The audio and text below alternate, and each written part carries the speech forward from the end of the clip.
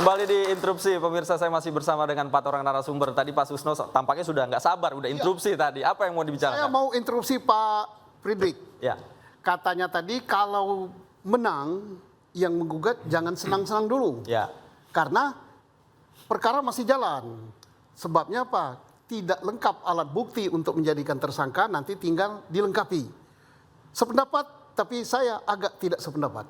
Nah, kenapa agak tidak sependapat? Karena di sini dalam gugatan terkait juga dengan error in persona. Artinya keliru orangnya.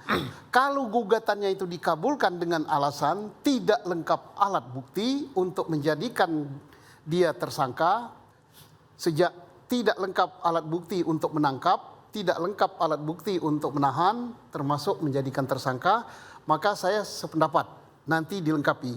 Tapi kalau putusannya keliru orangnya, ini Peggy rambut lurus, ini Peggy keriting, ini, maka berarti Peggy ini harus dikeluarkan, Peggy DPO harus dicari. Jadi masih jalan, tapi untuk Peggy yang ini selamat dia. Nah, begitu. Oke. Jadi setuju, tidak setuju? Ya. Setuju, tapi juga tidak setuju. Tidak setuju. Terima kasih Pak Susno, mohon izin. Kalau menurut saya Pak, kalau suatu permohonan praper ditolak atau dikabulkan atau ditolak dalam hal ini Pak, kalau error personal itu sudah masuk ke materi perkara Pak, dan hakim tidak mungkin dan tidak diizinkan Pak untuk memeriksa bahwa orang ini benar atau bukan, karena ini bukan formil Pak. Ingat Pak, praper itu hanya formil, jadi nggak bisa kita masuk ke material. Dalam hal ini kalau misalkan Pak Mokhtar mengatakan bahwa ini rambutnya lurus dan sebagainya Pak, saya dulu rambutnya gondrong berkeriting Pak, sekarang botak Pak. Tidak berarti saya bukan yang dulu Pak, satu orang. Kan gitu kan Pak. Kalau alamat bisa aja alamat yang di DPO itu alamat yang salah. Atau alamat yang dia pakai, yang penyidik tahu. Saya tidak mengerti bagaimana keluar DPO. Tapi yang jelas Pak, saya yakin Pak, penyidik itu sudah memiliki bukti yang sangat kuat. Dan itu tidak akan dibuka di praper Pak, akan dibuka pada waktu sidang. Interupsi. Ya gitu Pak. Interupsi? Oke. Ada teman-teman mahasiswa ada yang interupsi. Silakan, namanya siapa? Perkenalkan, nama saya Yogi Wiraputra, saya biasa dipanggil Ardo, saya mahasiswa Universitas Bung Karno. Oke, silakan langsung pertanyaannya. Sidang Peggy ini kan diundur terus. Jadi pertanyaan saya, apakah dampak terburuk bagi seorang Peggy Setiawan jika di sidang ternyata dinyatakan kalah? Terima kasih. Oke, dampak terburuk bagi Peggy Setiawan. Kita langsung tanyakan Pak Muhtar. Baik, kami tim kuasa hukum Peggy tidak mau berandai-andai apabila Peggy kalah. Karena kami punya keyakinan bahwa klien kami PS itu adalah betul-betul kalau dibilang oleh Pak Jenderal Susno itu adalah error in persona. Nah, kalau saya hubungkan dengan apa yang tadi disampaikan oleh Pak Yunadi, bahwa error in persona itu materi dalam pokok perkara, kan begitu. Tapi justru sebetulnya kalau kita teliti lebih dalam, kenapa kami mengajukan pra peradilan? Karena kami menganggap polisi salah membidik untuk menangkap klien kami. Makanya di dalam pra peradilan itu kita pertanyakan apa dasar hukum polisi menangkap klien kami, kan gitu. Kemudian yang kedua, sarana untuk untuk bagaimana caranya membuktikan bahwa polisi telah melakukan pelanggaran, kalau kami bilang hak asasi manusia terhadap klien kami, maka berdasarkan putusan Mahkamah Konstitusi nomor 21 tahun 2014, kemudian nomor 130 tahun 2015, adalah dilakukannya atau dilaksanakannya ikhtiar hukum melalui peranata pra peradilan. Nah, artinya di dalam pra peradilan ini ingin menegaskan bahwa apakah betul orang ini yang menjadi sasaran bidik daripada penangkapan polisi. Kalau misalkan memang polisi merasa tidak yakin bahwa klien kami bukan sasaran bidiknya, saya coba ingat kembali dan kami mengingatkan beberapa hari yang lalu Kompolnas yang diwakili oleh Pak Yusuf Warsim mengatakan bahwa sebetulnya penyidik sudah mengantongi 5 nama Peggy Setiawan. Ini nyata loh di media. Beliau menyampaikan. Nah, pertanyaan kami, kalau memang penyidik sudah mengantongi 5 nama Peggy Setiawan, kenapa tidak 5-5-nya itu kalau tidak diperlakukan sama seperti klien kami, begitu ya, dipersangkakan, ditangkap, ditahan. Ya. Saya justru sudah bebaskan klien kami, kan itu. Artinya kalau yang 4 ini tidak mau diperlakukan seperti klien kami, maka perlakukanlah klien kami seperti yang 4 itu. Tidak ditangkap, tidak ditahan. Nah, itu kan sangat jelas itu alasannya. Baik. Ini akan memperkuat argumen kami bahwa betul-betul polisi dalam hal ini adalah salah bidik untuk menangkap orang. Baik. Ditahan sampai salah bidik nih. Bagaimana salah bidik nih katanya Pak Edi? Saya kira boleh saja menyampaikan polisi salah bidik ya. Tentu yang kami inginkan adalah sebetulnya yang kita inginkan semua. Saya kira harapan mahasiswa juga demikian. Kita nanti akan lihat seberapa besar, seberapa kuatkah bukti-bukti yang diajukan oleh polisi, penyidik Polda Jawa Barat di dalam hal untuk menetapkan si Peggy sebagai tersangka. Karena untuk menetapkan tersangka itu tidak mudah di kepolisian. Peggy yang ini ya? Iya, Terus Peggy. Peggy yang ditahan. Iya, yang ditahan. Karena Peggy di Jawa Barat tuh 1211. Ini Peggy yang ditahan ya. Oh. Kalau kita lihat proses yang dilakukan oleh kepolisian, termasuk penyidik kepolisian adalah banyak tahapan-tahapan yang dilakukan. Termasuk melakukan gelar perkara beberapa kali.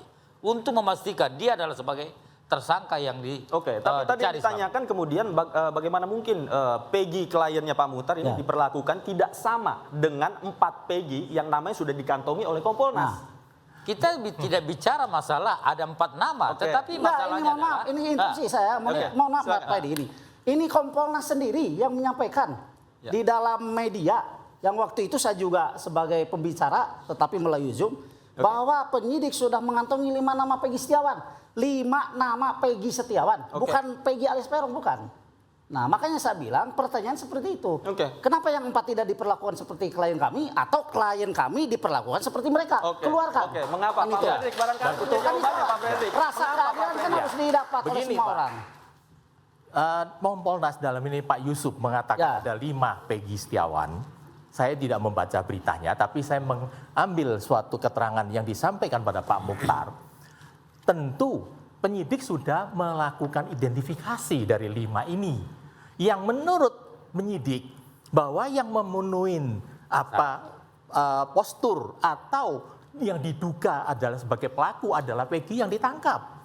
Tentu dong tidak mungkin dari 5 ini yang ini masih ponakan saya, ini masih istri adiknya istri saya atau whatever saya nggak tahu lah. Tapi jelas penyidik itu pasti melakukan pilah-pilah dengan sangat teliti dan menentukan bahwa Peggy yang ditangkap ini yang benar. Jadi untuk menyatakan bahwa tidak benar dengan alamat beda, rambutnya lurus dan sebagainya, silakan nanti di debat atau dibela di waktu sidang pada pokok perkara. Baik Pak Yunadi, begini, saya refresh ingatan kita ke belakang ya.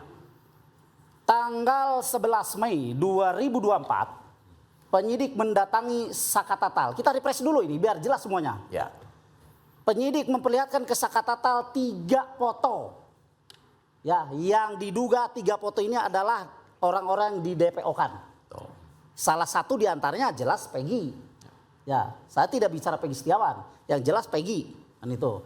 Mungkin menurut polisi adalah Peggy alias Peron. 21 Mei 2024 klien kami ditangkap. Nah, kemudian Sakatatal berbicara di depan media bahwa 3 foto yang disampaikan oleh penyidik tidak ada satupun yang sama dengan klien kami yang ditangkap. Jadi menurut kami bukti apa lagi yang harus diperkuat oleh kami? Bukti apa lagi itu Pak Fredrik yang diperkuat? Terus kemudian saya tunggu dulu Pak Yunadi, mohon izin, Silakan. Pak Edi bilang bahwa polisi kalau belum lengkap, ya kan, buktinya tidak mungkin mereka menyerahkan berkas. Tadi saya udah bilang dari awal, setebal apapun berkas, ya dari ujung meja sampai atas meja begini, kalau memang tidak disertai dengan alat bukti yang memadai bahkan mencukupi, ya bukan memadai ya, mencukupi ya, alat bukti yang cukup, 2 alat bukti yang cukup untuk menetapkan Peggy Setiawan sebagai tersangka. Apalah artinya berkas itu? Baik Pak Fredrik. Begini Pak, Saya sabar, ingat Pak Pak Edi. Nanti ya, saya akan pada kasih kesempatan. pembicaraan dari stasiun TV lainnya, itu ibunya Peggy Setiawan atau pengacaranya Peggy Setiawan, ibunya Peggy Setiawan itu mengaku ya bahwa dia rumahnya itu tahun 2016 itu digeledah sama penyidik. Dengan demikian, sejak semula itu polisi sudah mencurigai adalah itu tersangka yang dicari, tapi tidak ditemukan karena diinformasikan sudah pindah sedang kerja di Bandung. Kedua, dalam hal ini jangan lupa Pak, bahwa Saka ini ditunjukkan 3 orang. Itu biasanya teknik daripada penyidik Pak. Ini Pak Susno kan mbahnya penyidik ini Pak, kabar reskrim. Biasanya itu kan dia memancing, apakah ini dia, apakah ini apa ini handphone yang kamu hilang, padahal ini handphone saya Pak. Mancing, oh iya Pak ini punya saya, kamu bohong. Kira-kira begitu, mohon izin Pak ya. Itu contoh, itu teknik Pak. Baik. Menurut saya itu bukan suatu Oke, bukti. terus nih Pak Yunadi gini-gini. Ya. Ya, silakan, silakan. Satu ya, maaf. Ya, silakan. Kadangkala kalau saya dengar apa yang disampaikan Pak Yunadi, 2016 polisi menggeledah rumahnya Peggy. Justru itu menurut saya itu adalah pernyataan yang menohok kepada penyidik sendiri. Kenapa seperti itu? 2016 betul polisi berdasarkan keterangan ibunya Peggy menggeledah rumah Peggy. Bahkan merampas, kalau saya bilang merampas karena penyitaan kendaraan tidak disertai surat ya. Mengambil kendaraan motor Peggy Setiawan, Suzuki Smash dengan satu motor warnanya vario hitam atau apalah gitu ya. Itu diambil oleh polisi, dua-duanya sampai saat ini tidak kembali dan pada saat diambil itu tidak disertai dengan surat penyitaan. Oke, poinnya apa? Ibunya Peggy Setiawan waktu itu menyampaikan ke polisi 2016, ingat ya, Peggy ada di Bandung. Baik. Bahkan foto Peggy pun ada. Nah, kalau kita mau bicara tentang 2016, kenapa tidak 2016 tuh polisi susul ke Bandung? Peggy-nya. Oke, clear, selesai masalahnya. Oke, baik. Kita Ini langsung 8 tahun kemudian baru ditangkap. Saya langsung tanyakan ke Pak Susno sebagai mbahnya penyidik tadi, mbahnya polisi ini seperti apa? Gurunya penyidik. Jadi begini, 2016 betul rumahnya Peggy digeledah. Karena apa? Kasus terbunuhnya Vina dan Eki itu diduga sebagai perang antar geng motor. Diduga si Peggy ini sebagai geng motor, langsung digeledah rumahnya. Ternyata yang anggota geng motor itu bukan si Peggy, justru si Eki yang korban. Disitulah ditemukan jaket ecstasy ya. Ecstasy. Kemudian disitalah sepeda motor Peggy. Ibunya mengatakan Peggy ada di Bandung. Ditemukan foto yang dilihatkan oleh Kadip Humas. Diambillah foto itu, foto tahun 2015 waktu di Mantenan. Nah, apakah foto itu menunjukkan kasus pembunuhan? Bisa saja, tapi belum dijelaskan oleh Dip Humas. Ya, apakah Peggy ini betul sebagai pembunuh? Apakah DPO itu dipandang juga sebagai strategi? Belum dijelaskan juga. Misalnya, Peggy yang dicari rambut keriting di DPO, tapi sebenarnya yang dicari Peggy yang rambut lurus. Terus Peggy yang dicari di kecamatan apa? Talun, padahal di kecamatan ini. Ya bisa saja taktik, tapi kalau kebanyakan taktik takutnya yang buat taktik itu yang lupa. Pak Edi, silakan Anda punya tanggapan. Saya memberikan tanggapan terhadap Bang Muhtar ya. Tadi bilang ada 4 ya, sebetulnya bukan hanya 4, 5 pun nggak apa-apa. Yang jadi masalah adalah siapa yang mengarah ya, ini kan bukti ya. Ini ada petunjuk, ini ada ada scientific crime investigation ya. Siapa yang kira-kira bukti-bukti ini yang mengarah kepada satu tersangka.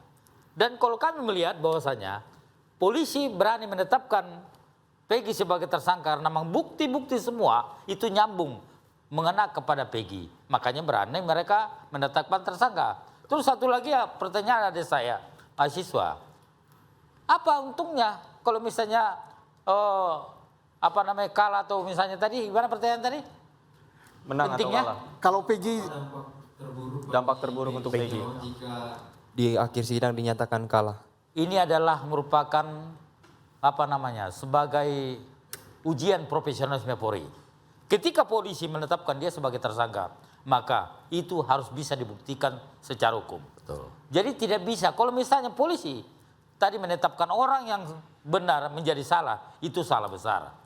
Tapi ketika polisi misalnya menetapkan dia sebagai tersangka, maka polisi harus bisa membuktikan semua bukti-bukti itu harus mengarah kepada si tersangka. Oke, saya Baik. sebentar. Ditahan dulu Bapak-bapak, ditahan dulu. Lagi-lagi saya harus mohon maaf karena waktu kita terbatas. Pemirsa jangan kemana-mana, diskusi panas kita akan kita lanjutkan usai jeda berikut. Tetaplah di Interupsi. Pas mau berakhir kan